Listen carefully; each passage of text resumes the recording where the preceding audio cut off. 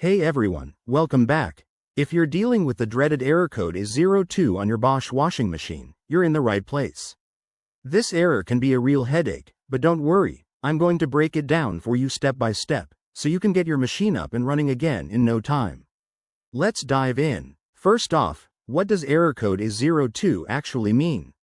In Bosch washing machines, is02 typically indicates a problem with the water inlet. That means your machine isn't getting the water it needs to start a cycle. It could be something simple or a bit more involved, but the good news is that many fixes are DIY friendly. Now, let's talk about the common causes. One big culprit is a blocked water supply. Maybe your faucet is turned off, or there's a kink in the hose. Another possibility is a faulty inlet valve, which controls the flow of water into the machine.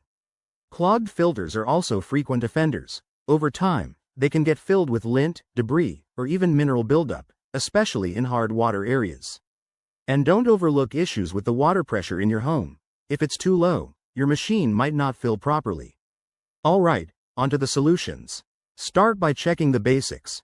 Ensure the water faucet connected to your machine is fully open and that the inlet hose isn't bent or crushed. If that's fine, try cleaning the filters. Most Bosch models have accessible filters near the inlet hose. Turn off the water, disconnect the hose, and rinse out any gunk. This is a quick 10-minute job that often resolves the issue. If that doesn't work, you might need to reset your machine. Unplug it for a few minutes, then plug it back in and run a test cycle. Still no luck? It's time to inspect the inlet valve. This might require some tools, so if you're not comfortable, call a professional. Replacing the valve is usually straightforward but could cost around $50 minus $100 plus labor.